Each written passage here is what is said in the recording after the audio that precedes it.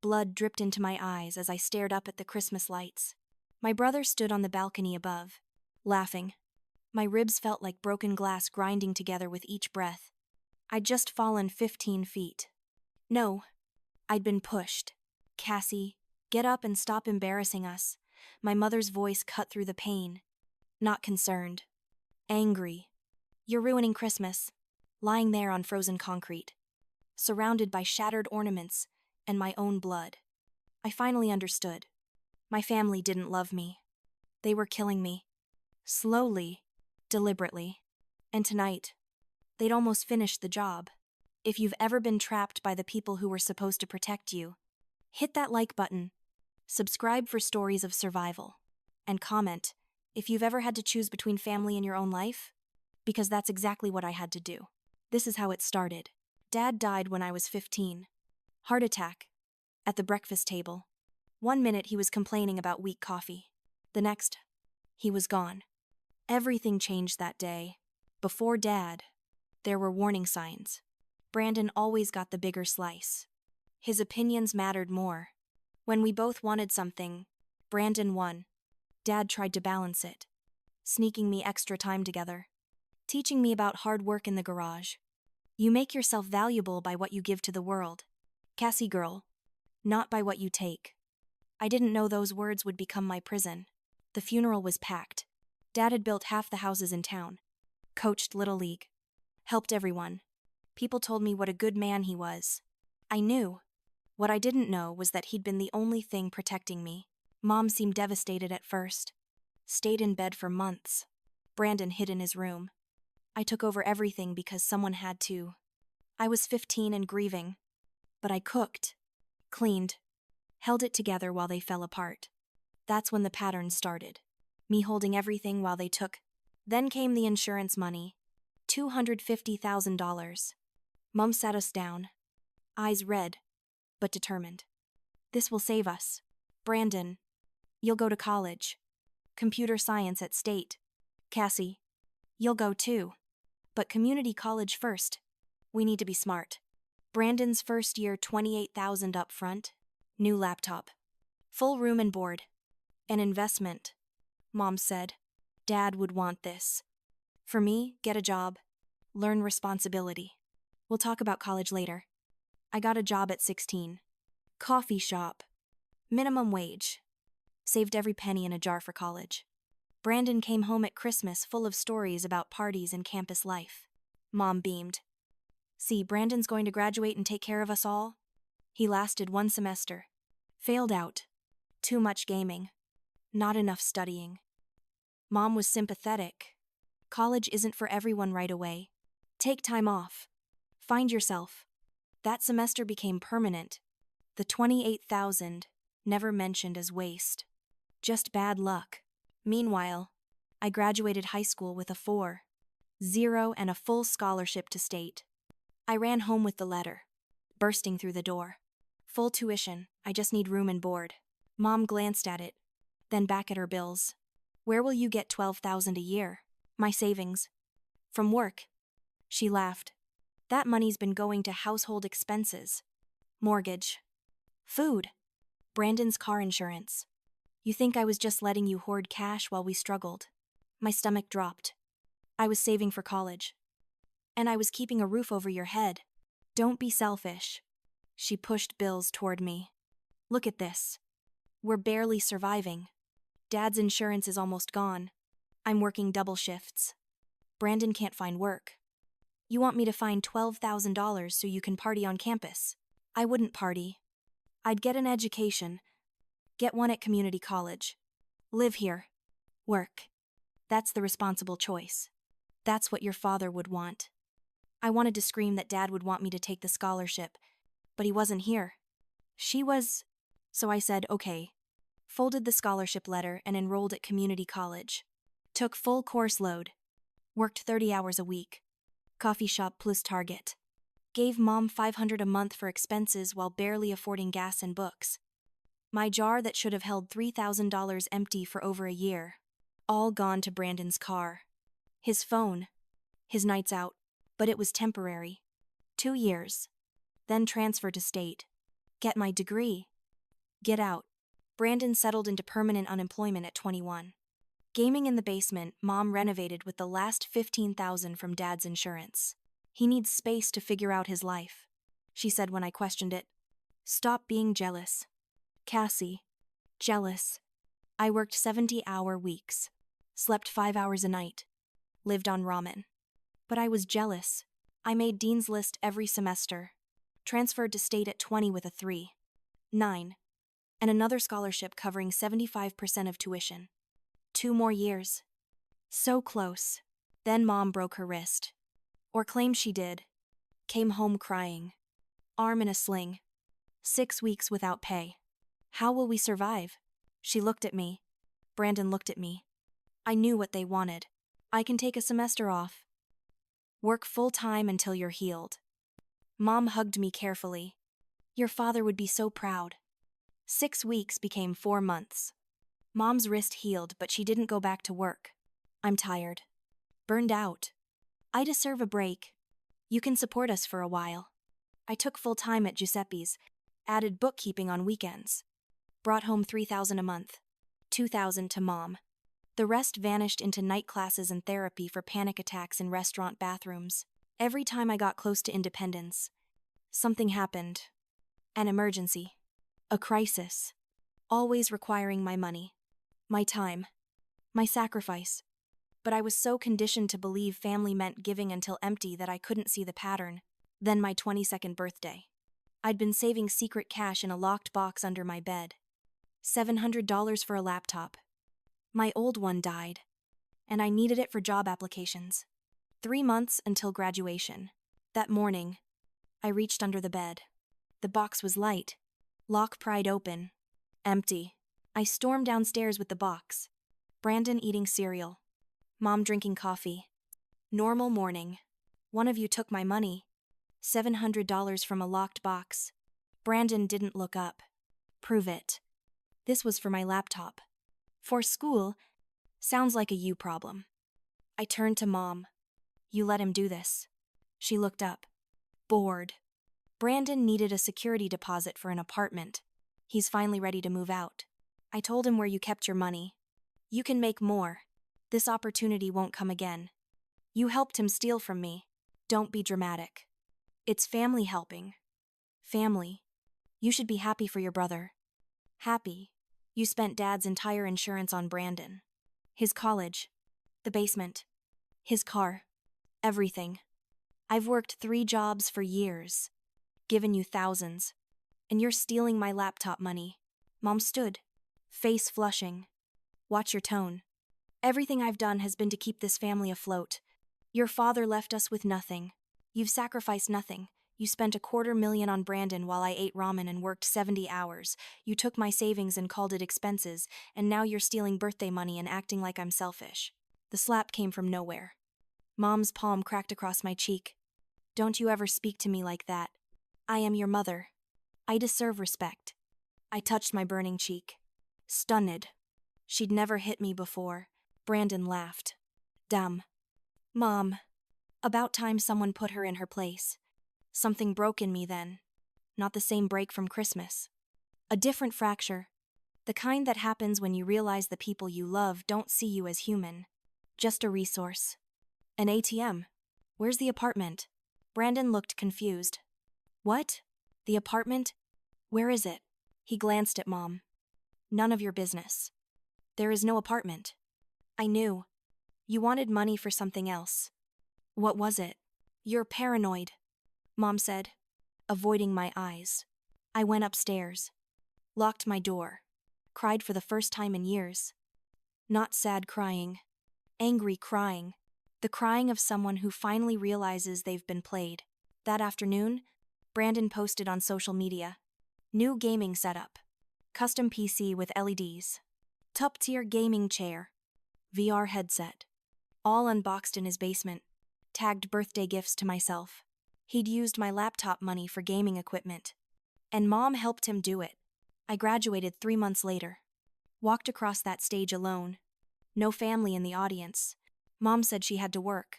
Brandon had a headache. Both lies. I saw Mom's Facebook that day. Her and Brandon at a restaurant celebrating his birthday 2 weeks early. My graduation didn't merit dinner. His early birthday did. I got a job at Hartwell and Associates. 45,000 a year. Felt like a fortune. I fantasized about my own apartment. Cutting financial ties. Setting boundaries. The day I told Mom, she cried. See what we've accomplished together. All our sacrifices paid off. She hugged me. Now you can really help. Fix the roof. Brandon needs a reliable car for job hunting. I'm thinking about going back to school. With your salary, we can finally live. We. Always we. Never me. I was thinking about getting my own place. Your own place wounded. Betrayed. You want to abandon us now that you're making money, after everything we've done, after we kept a roof over your head, fed you, supported you through school. You didn't support me. I worked 3 jobs. Because we taught you good work ethic, we raised you right, and this is how you repay us. She wiped tears. Your father would be so disappointed. Cassie. Dad's disappointment. Her nuclear option. The man who couldn't defend himself, or clarify what he'd actually want. She'd been using that line for 7 years. I fell for it again. I stayed. Paid for the roof. 9,000. Co-signed Brandon's truck. 25,000. Gave Mom money monthly. 500. Then 1,000. Then 1,500. As demands increased, 45,000 a year. And I had nothing. No savings. No car. No life. 23 years old, feeling 80. My boss Sarah called me into her office 6 months in. How much rent do you pay? I contribute to household expenses. About 1,500 a month. Her eyebrows rose. 1,500 dinars. For 1 room in a house they already owned. It's not just rent. It's bills. Maintenance. Supporting Brandon. That's what I almost said. Cassie, I know financial abuse when I see it. You make 45,000. After taxes, that's 3,400 a month. If you're giving 1,500 to family, plus everything else, you're living on what, 500 for yourself? I said nothing. Does your family know what you make? Yes. And they're taking half. She leaned forward.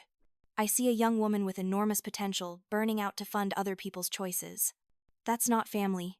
That's exploitation. I left shaking. Not because she was wrong, because she was right. And acknowledging that meant acknowledging 7 years of my life had been a waste. That I'd been used. That the family I'd sacrificed everything for didn't care about me. I couldn't face that. Not yet. So I doubled down.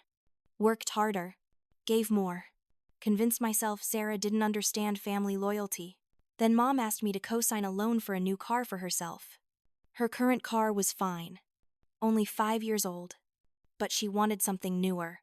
Something nice. I deserve it, she said. After all these years of driving junkers while I raised you two, the loan was for $38,000. For a car. While I drove a 12-year-old Honda Civic with a broken air conditioner and a passenger door that didn't open properly, I can't, I said. That's too much. Too much. Too much for your mother who gave up everything for you. Her voice rose, that familiar guilt-inducing tone. I wiped your diapers. Cassie, I stayed up nights when you were sick. I worked my fingers to the bone after your father died. And you can't do this one thing for me. It's not one thing. It's a $38,000 loan that I'd be responsible for if you defaulted. Are you saying I'm irresponsible that I won't pay my own bills? I'm saying I can't take on that much debt. She stared at me for a long moment, her expression morphing from wounded to cold. Fine. Don't help. But don't come crying to me when you need something and I'm not there. Family goes both ways. Cassie. I held firm. For the first time in my adult life, I said no to something major and stuck with it. She didn't speak to me for 2 weeks. Brandon called me selfish and ungrateful. The silent treatment should have broken me like it always had before. Instead, it felt like relief. 2 weeks of blessed silence. No demands. No guilt trips. Just me. Going to work. Coming home. Eating dinner in my room. Existing without the weight of their needs crushing me. When Mom finally started speaking to me again, it was with a layer of resentment that never quite went away. I was on probation. One wrong move, and I'd be the bad daughter again. The months crawled by. I kept working. I kept paying my reduced contribution of $1,000 a month because that felt like the compromise that kept peace. I started seeing a therapist, Dr. Lisa Chin, who had a way of asking questions that made me uncomfortable. What would happen if you stopped paying for your family's expenses? She asked during our third session. They'd lose the house. Would they?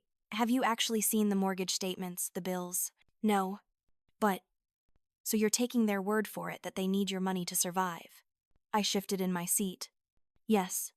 What would happen if they did lose the house? The question caught me off guard. I don't know. They'd have to downsize, find somewhere cheaper. And that would be terrible because it's the house I grew up in, where Dad lived. All our memories are there. Those memories will exist regardless of who owns the house. Try again. What are you really afraid of? I sat with that question, my throat tight. I'm afraid they'll hate me. They might. Would that be worse than the current situation? What do you mean? Doctor. Chen looked at me with something like pity. Cassie, do you think your family loves you? Not says they love you. Actually loves you. As a person, not as a source of income. I couldn't answer. The silence stretched between us until the session ended. That conversation planted a seed of doubt that grew with every passing day. I started paying more attention, really observing my family instead of just existing in their orbit. Brandon had friends over constantly. They'd eat the food I bought, drink the beer I paid for, trash the living room I cleaned. He spoke about me like I wasn't there. Yeah, my sister's a corporate drone. Makes decent money though. Useful to have around. Laughter. Always laughter. Mom talked about me to her friends too. I overheard her on the phone one day. Oh, Cassie's doing fine. Got a good job. She helps out around here. Pays her share. Not like some kids who abandon their families the first chance they get. I raised her right. Pays her share. Like I was a roommate. Not her daughter. Like the $1,500 a month I'd been giving for over a year was just my portion of expenses. Not a massive subsidy, keeping them afloat. I started documenting things, writing down every expense, every demand, every guilt trip, therapy homework. Dr. Chen called it, keep a record. Look for patterns. The patterns were damning. In 1 year, I had given my family $22,000 in direct contributions.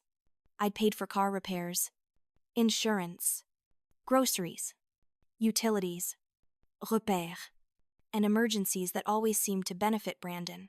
I'd co-signed for his truck, making me responsible for his $400 monthly payment. He missed half the time. I had paid for Brandon's entire existence for years while he did nothing, and Mom encouraged it, demanded it, made it seem like anything less than total financial surrender was a betrayal. I was 23 years old and felt ancient, hollowed out, like a shell of a person going through motions. Wake up, go to work, come home, give them money, sleep, repeat. Dr. Chen asked me one session what brought me joy. I couldn't answer. I didn't know anymore. Joy felt like a luxury I couldn't afford. Something other people got to experience. That's not living, Cassie, she said gently. That's surviving. And barely. November came. Cold and gray. Mom announced she was hosting Christmas this year. Extended family, neighbors, friends. A big celebration.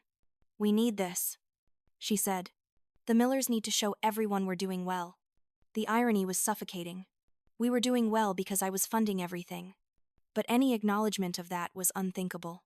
I need you to cover the costs. Mom continued.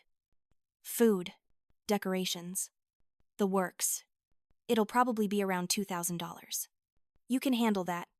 Right, $2,000. $2,000 for a party I didn't want. For people who didn't know or care about the truth of our family. I almost said no. The word was right there, on the tip of my tongue.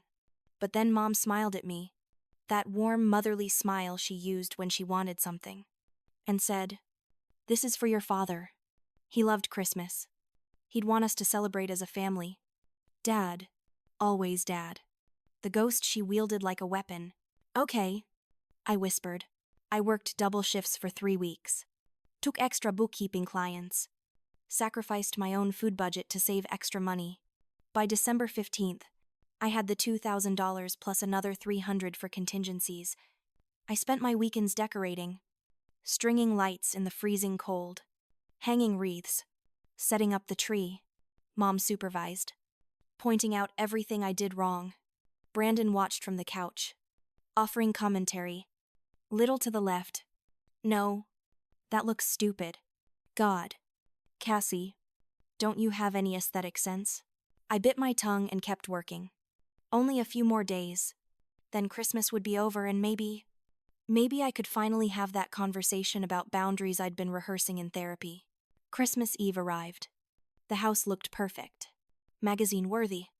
I'd cleaned every surface, cooked for 3 days straight. Arranged everything just so. Turkey, ham, sides, desserts. All homemade. All purchased with my money. All prepared by my hands. The guests started arriving at 6. Aunts and uncles I barely remembered. Mom's friends from the diner. Neighbors including Mr. Henderson and his wife. Brandon's gaming buddies. A full house of people exclaiming over the decorations and the spread of food. Carla, you've outdone yourself. Aunt Linda gushed. Mom smiled and accepted the compliment. Oh, you know me. I love making the holidays special. Not a word about me. Not a mention of who actually made this happen. I retreated to the kitchen, overwhelmed by the noise and the phoniness. Mr. Henderson found me there, refilling platters. You did all this yourself, didn't you? He asked quietly. I looked up, startled. He was a tall man, maybe 60, with kind eyes. What? The cooking, the decorating, your mother's taking credit. But I've watched you working on this house for weeks, coming home exhausted from work and still putting up lights. This was all you. Tears pricked my eyes. Someone saw. Someone actually saw. It's fine. I managed. It's not fine. But that's none of my business. He patted my shoulder awkwardly. For what it's worth, your father would be proud of you. The real you. Not the version your mother presents to the world. He left me there, crying over a platter of cookies, trying to pull myself together before someone else came in. By 7 p.m., Brandon was drunk. Stumbling drunk. Mean drunk. The kind of drunk where he got loud and aggressive and looked for targets. I tried to avoid him, staying busy in the kitchen, but eventually I needed air. I stepped out onto the second-floor balcony, the one off Brandon's room. The cold December air felt good on my flushed face. I could see my breath. Watch it dissipate into the darkness. Below, Christmas lights glowed in neighbors' windows. A normal world, full of normal families. The door slid open behind me. Heavy footsteps. Brandon. Hey, little sister. His voice was slurred. Aggressive. Hiding out here? Just getting some air. Go back to the party. Don't tell me what to do. He moved closer, trapping me against the railing. I could smell the whiskey, the anger. You think you're so much better than me, don't you? Brandon, you're drunk. Please go inside. I'm drunk. Who paid for all that booze downstairs? Oh, right. You did. He laughed. Harsh and brittle. Perfect Cassie. Always working. Always paying. Always so fucking superior. I don't think I'm superior. I just want to be left alone. You know what Mom told me yesterday? She said you're thinking about moving out. That you complained to some therapist about us. You're making us look bad. Cassie.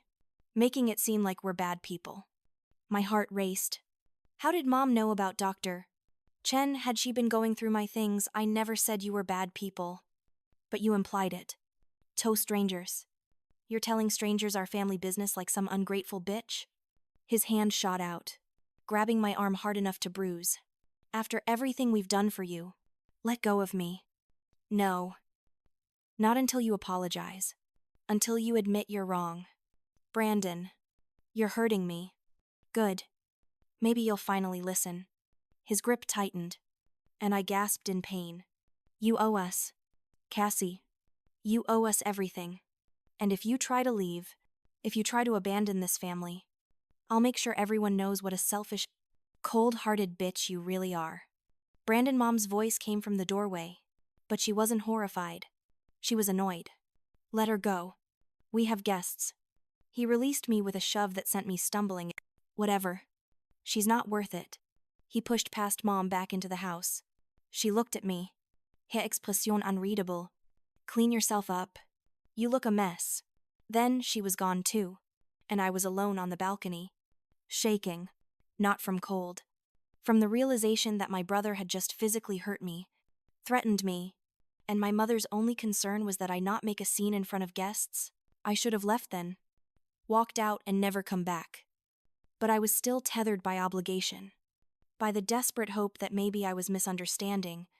Maybe it wasn't as bad as it seemed. I went back inside. Plastered on a smile. Sable dessert. Accepted compliments about the food that should have gone to me, but went to Mom instead. Around 10 p.m. Most of the guests had left. Just Mom's closest friends remained. Sitting in the living room with coffee and pie. I was loading the dishwasher when Brandon came into the kitchen. Steadier now, but still drunk. Still angry. We need to talk, he said. Not now? Yes. Now. He grabbed my arm again, pulling me toward the balcony. Outside. Now. Brandon. Stop. Make me. We struggled. I tried to pull away, but he was bigger, stronger, and past caring about hurting me. He dragged me onto the balcony, slamming the door behind us.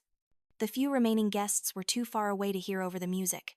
You're going to promise me right now that you're not moving out. He snarled. That you're not going to abandon this family. I'm not promising anything. You don't get to control my life. Yes, I do. We own you. Cassie, everything you have is because of us. This job. This house. Everything. Without us, you're nothing. That's not true. It is true. And deep down, you know it. That's why you keep paying. Keep sacrificing. Because you know you're worthless on your own. Something in me snapped. Not the final break, but a preliminary fracture. I'm not worthless. I've supported this family for years. I've given you everything. You've given us what you owed us. For raising you. For putting up with you. He moved closer, his face inches from mine. You were always the weak one, the one who needed protection. Dad saw it. Why do you think he left everything to Mom? Because he knew you couldn't handle responsibility. That was a lie. Dad's will had left everything to Mom because that's standard when you have minor children. But Brandon said it with such conviction that for a moment, I doubted. Dad loved me, I whispered. Dad tolerated you. There's a difference. Brandon smiled, cruel and cold. And now you're stuck with us. Forever. Because where else are you going to go? Who else would want you? The words hit like bullets. Each one finding soft tissue, burrowing deep. I felt tears streaming down my face, hot against the cold air. I hate you, I said. Not loud. Not screaming. Just quiet truth. Brandon's expression morphed from cruel satisfaction to rage in an instant. What did you say? I said I hate you. I hate what you've become. What you've always been. A parasite? He moved so fast I didn't have time to react. Both hands on my shoulders. Shoving with all his strength. I stumbled backward. My feet tangled. The railing hit the back of my knees. And then I was falling. Time crystallized. I could see everything with perfect clarity. Brandon's face. Shocked, but not remorseful. The Christmas lights spinning past.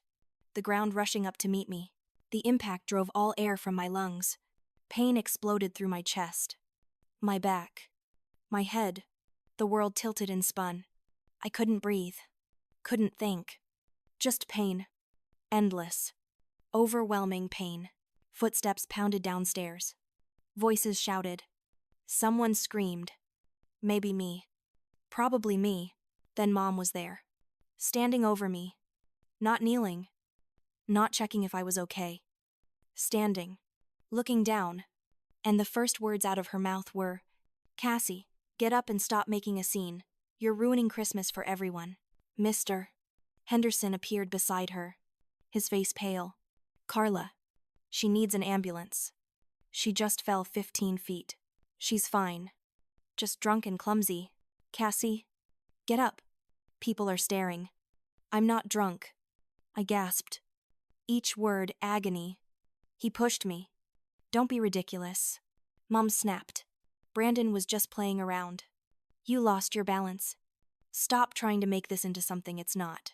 Brandon appeared on the balcony above, his face illuminated by Christmas lights. He didn't look scared. He didn't look guilty. He looked annoyed. Like I'd inconvenienced him. Mrs. Henderson knelt beside me. Sweetheart. Don't move. John. Call 911. No ambulances. Mom's voice was sharp.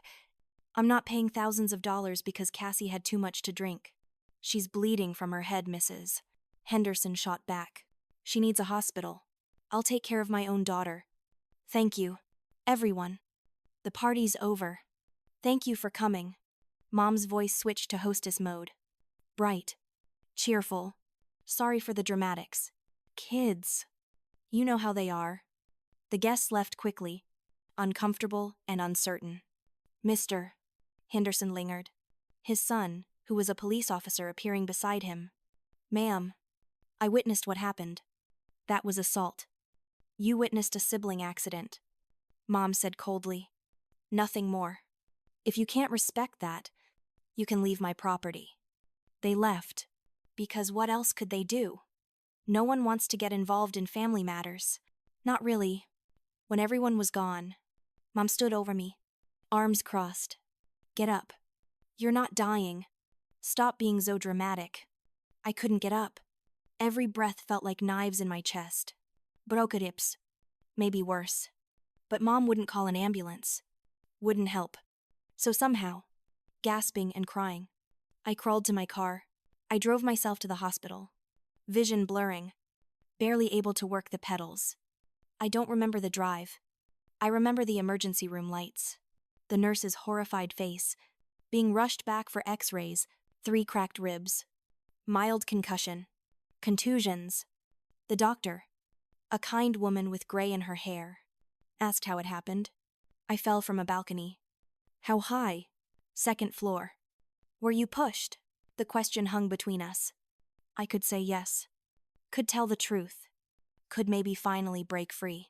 But I thought about Mom losing the house. Brandon going to jail. The family I'd spent my whole life trying to hold together falling completely apart. And I couldn't do it. I lost my balance. I whispered. The doctor didn't believe me. I could see it in her eyes. But she couldn't force me to tell the truth. She could only patch me up and send me home with pain medication and instructions to rest.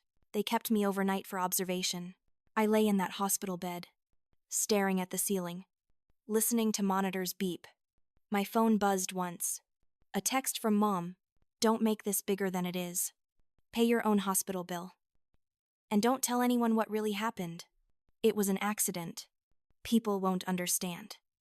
No, are you okay? No, I'm sorry. No, I'm coming to the hospital. Just orders. Instructions on how to protect Brandon. How to protect her. I read that text 17 times before morning. Each time, the scales fell a little further from my eyes. At 7 a.m., a nurse came in to discharge me. Handed me paperwork and a prescription for pain medication. Is someone picking you up? No. I'll drive myself. You shouldn't drive with a concussion. I'll be fine. I drove to a coffee shop instead of home. Sat in a corner booth with a large black coffee and finally let myself think clearly. No guilt. No obligation. Just cold. Hard reality. My family didn't love me. They loved my money. My usefulness. The control they had over me. And last night, my brother had tried to seriously hurt me. Maybe even kill me. And my mother had defended him. Had blamed me. Had told me to hide it. This wasn't family. This was abuse. And I had been so conditioned, so desperate to be loved, that I'd convinced myself it was normal. Doctor. Chen had been right. Sarah had been right. Even Mr. Henderson had seen it.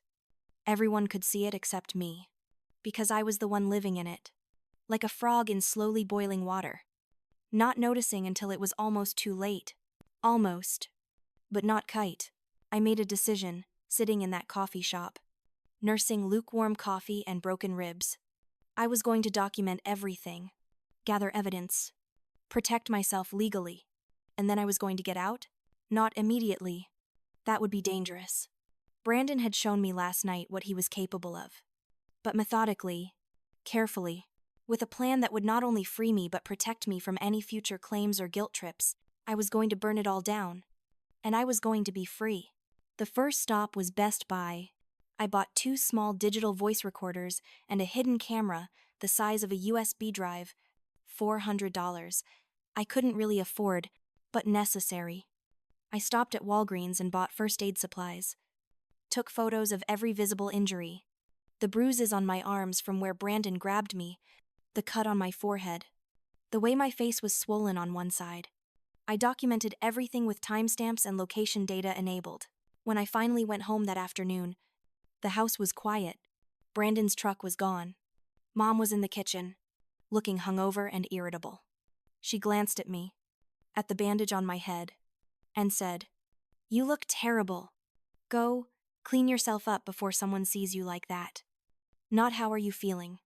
Not "I was worried." Just concern about appearances. "I need to rest." I said, "The doctor said I have a concussion." "Fine, but you're still paying rent this month. Hospital bills don't exempt you from responsibilities." I went upstairs to my attic room without another word. Set up the hidden camera aimed at my door. Put 1 recorder under my bed. Another in the kitchen vent where I could capture conversations. I was methodical. Careful. This had to be perfect. Over the next 3 weeks, I gathered evidence, recorded every conversation, every demand, every casual cruelty. Brandon bragging to his friends about pushing me. Mom telling her sister on the phone that I was dramatic and making a big deal out of nothing. The 2 of them discussing how to get more money from me for Brandon's latest scheme. One recording was particularly damning. I was supposed to be at work, but I'd called in sick because my ribs were still healing poorly.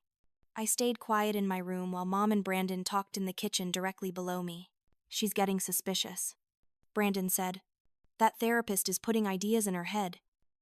Then we need to shut that down. Make her feel guilty for wasting money on therapy when we have bills to pay." "What if she actually tries to leave?" Mom laughed. "She won't.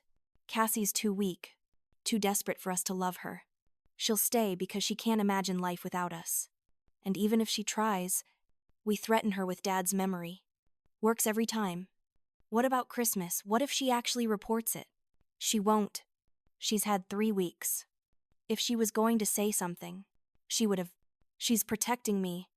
Protecting you. Because that's what she does. She's predictable. Controllable." I recorded every word.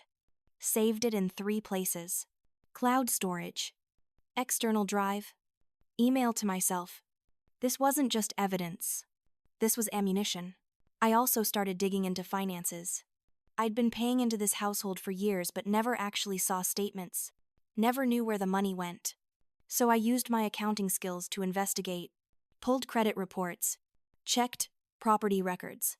Filed a formal request with the mortgage company for account history since I'd been making payments. What I found made me physically ill. The house paid off. Completely. Dad's life insurance had paid off the mortgage 6 years ago. Every dollar I'd given Mom for mortgage payments had gone into her personal account. Money she spent on herself. On Brandon. On things that had nothing to do with keeping a roof over our heads. The property taxes and insurance Mom claimed were astronomical. Actual yearly cost $3,000. I'd been giving her $12,000 a year minimum for housing expenses. $9,000 annually. Of pure profit for her. Brandon's truck loan I'd co-signed, he'd defaulted twice already. And it was destroying my credit. The loan Mom said she desperately needed help with for car repairs last year never existed. She'd taken that money to go to Florida with her friends. I had receipts. Bank statements.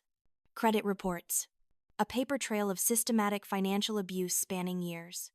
And I had it all documented. Organized. Ready for legal action. I met with a lawyer, Mitchell Brooks. Specializing in family law and financial abuse cases.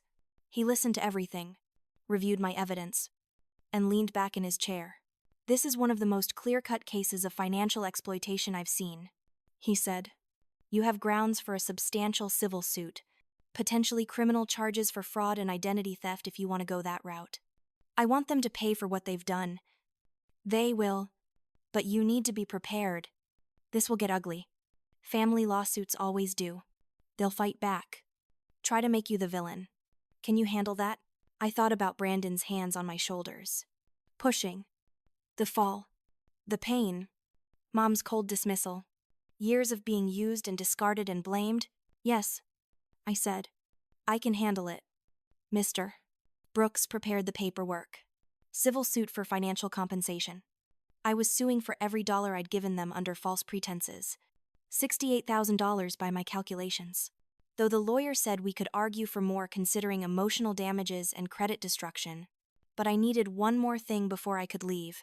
I needed them to incriminate themselves one more time. I needed absolute proof of their intent. Their malice. So clear that no judge could miss it. I told Sarah about my plan. We were having coffee after work, and I laid it all out. The evidence, the lawsuit, the recordings. I need one final confrontation, I said. Something that shows exactly who they are. But I need a witness. Someone who can testify that they saw everything. Sarah nodded slowly. When? This weekend. Saturday evening. I'll tell them I'm moving out. I'll have my things already packed and in storage. I just need to get their reaction on record. I'll be there. So will my husband. He's a retired cop. He'll know what to look for legally. I spent the week preparing. Moved my important documents to a safe deposit box. Opened a new bank account at a different bank. Packed everything that mattered to me and stored it at a facility across town. By Friday, my attic room contained only furniture and the clothes I'd wear one more time. Saturday came. I woke up, got dressed in jeans and a sweater, and went downstairs with a single document folder. Mom and Brandon were in the living room, watching TV. Normal. Mondaine. Like they hadn't destroyed me piece by piece for years. We need to talk, I said. Mom glanced at me, annoyed at the interruption. About what? I'm moving out. Today. The room went still. Brandon sat up. Mom's expression shifted from annoyed to alarmed. What do you mean? Moving out. I'm leaving. I found an apartment. I'm done living here. You can't do that. Brandon said. We need you. No. You need my money. There's a difference. Mom stood up, her voice taking on that familiar wounded tone. Cassie. Honey. What's brought this on? Is this about Christmas? We've apologized. You haven't apologized. Not once. Well? We're apologizing now. It was an accident. A misunderstanding. Family doesn't abandon each other over accidents. It wasn't an accident. Brandon pushed me. You defended him. You told me to hide it and pay my own hospital bills. Because you were being dramatic, Mom's voice rose. You're always so sensitive. Always playing the victim. I'm not playing anything. I'm stating facts. I pulled out my folder.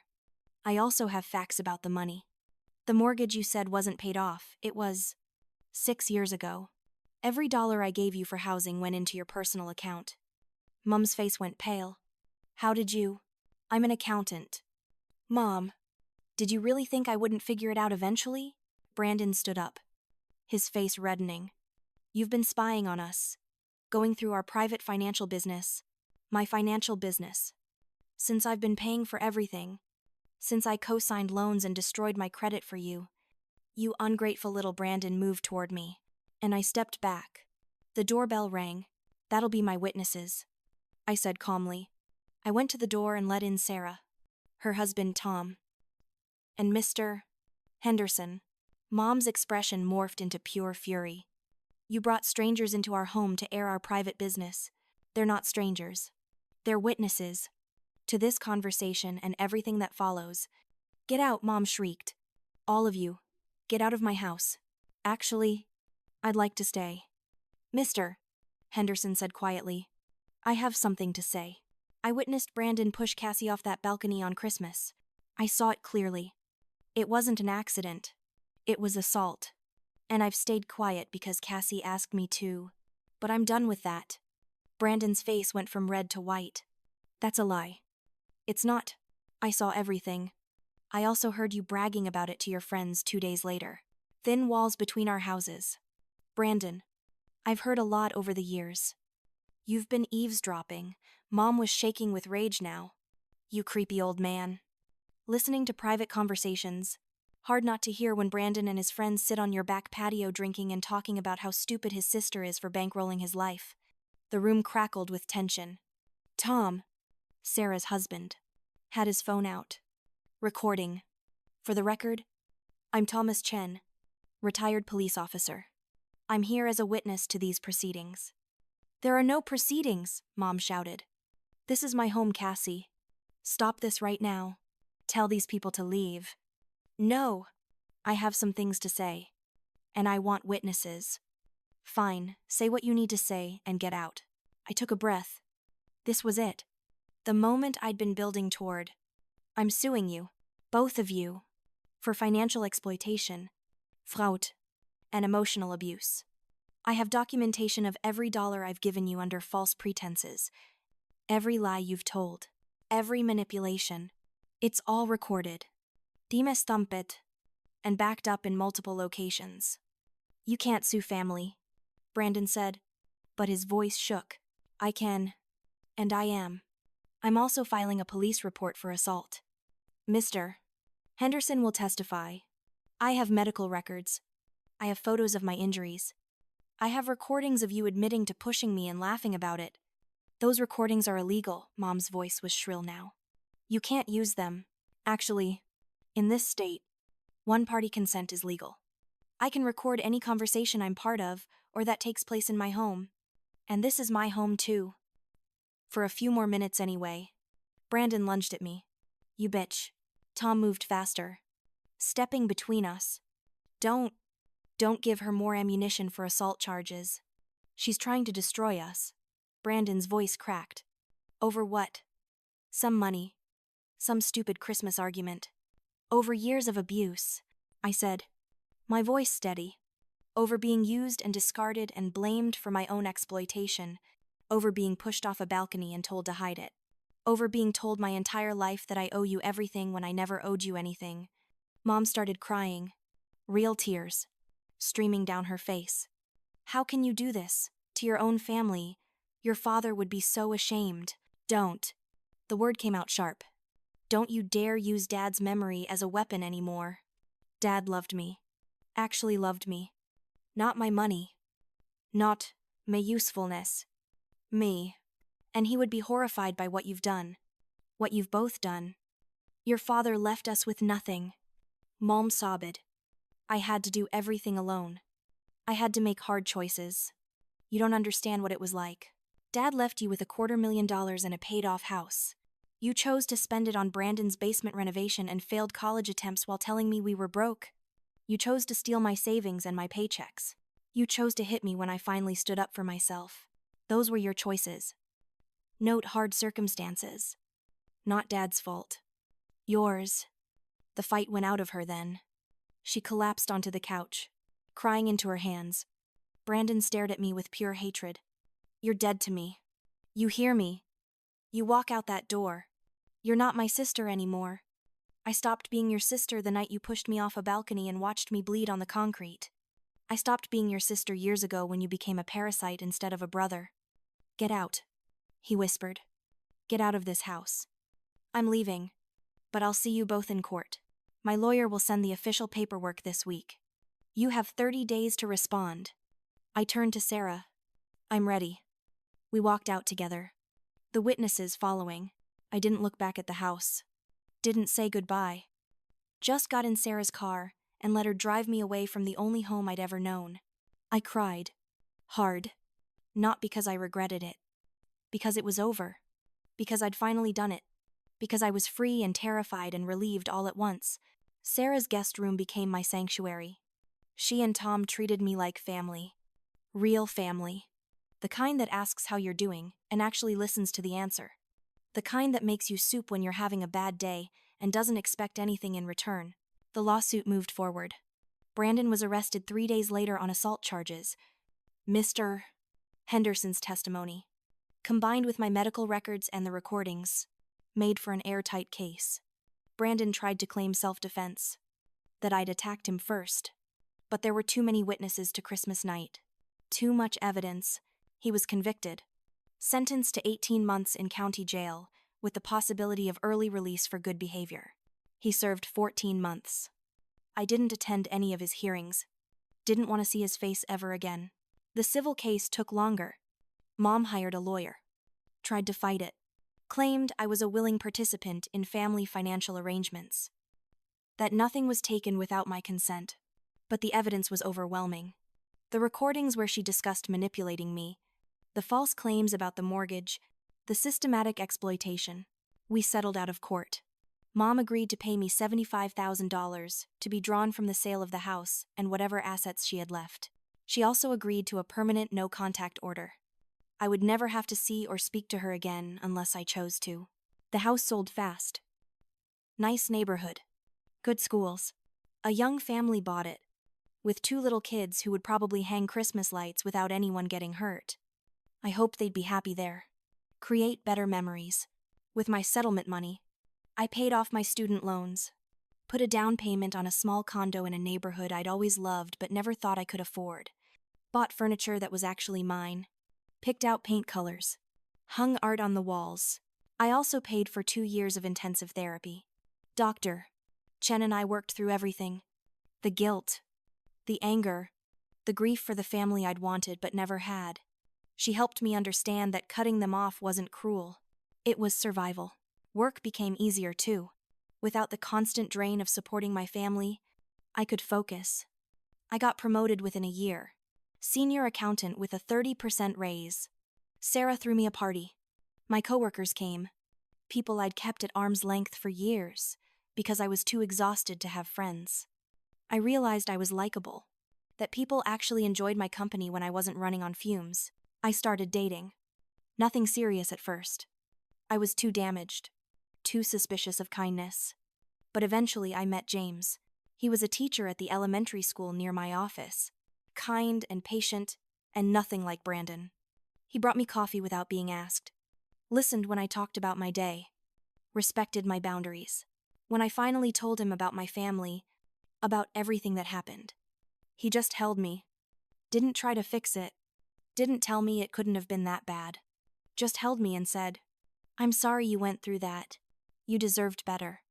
6 months in, he asked to meet my family. I had to explain that I didn't have one. Not anymore. He thought about that for a long moment, then said, "So we'll build our own. Eventually, if you want." I did want. For the first time, I wanted a future that didn't involve sacrifice and pain. 2 years after leaving, I ran into Mom at a grocery store. She looked older, tired, her hair gone gray. She saw me and froze. For a moment, I thought she might say something.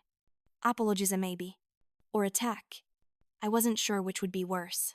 But she just looked at me, her expression unreadable, and walked away. Got in her car and drove off. I watched her go and felt nothing. No anger. No grief. Nothing. She was a stranger who happened to share my DNA. Brandon got out of jail and moved to another state.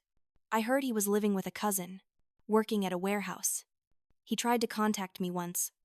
A letter forwarded through my lawyer. I didn't open it. Had it shredded instead. Whatever he had to say.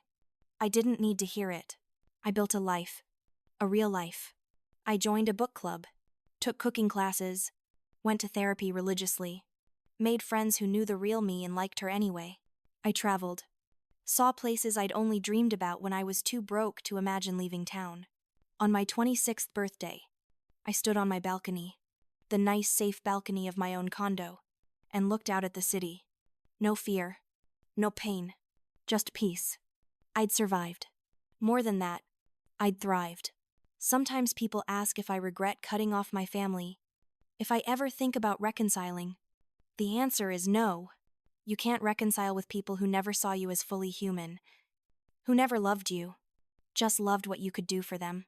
I don't hate them anymore. Hate requires energy, and they don't deserve any more of mine. I'm indifferent to their existence. They're consequences of my past, not participants in my present. What I learned is that family isn't blood. It's not shared DNA or last names. It's the people who show up for you, who support you, who love you for who you are, not what you can provide. Sarah is more my mother than Carla ever was. Tom is the father figure I needed after Dad died. James is the partner I deserve. My friends are the siblings I choose. And that's enough. More than enough. It's everything. The best revenge wasn't destroying them financially, though that helped. Wasn't seeing Brandon in jail, though that brought justice. The best revenge was building a life so good, so full, so genuinely happy that they became irrelevant. They don't get to take up space in my head anymore. Don't get to make me question my worth or doubt my decisions. I am free, and that freedom is sweeter than any revenge could ever be. Sometimes I still dream about that Christmas night. The fall, the impact, the lights spinning, but the dream doesn't end with me on the concrete anymore. It ends with me standing up, walking away, and never looking back. And that's exactly what I did. So here's what I want to ask you. Have you ever had to choose between family and your own sanity? Between obligation and self-preservation? Have you ever loved people who hurt you and felt guilty for finally saying enough if my story resonated with you? If you've been there or you're there now, leave a comment. Tell me your story. You're not alone. We're all survivors of something. And there's power in sharing these truths. And if this story helped you in any way, hit that like button and subscribe. Share it with someone who needs to hear that it's okay to choose yourself. That it's okay to walk away from people who hurt you. Even if they're family, especially if they're family, your life is yours. Don't let anyone take that from you. Not ever.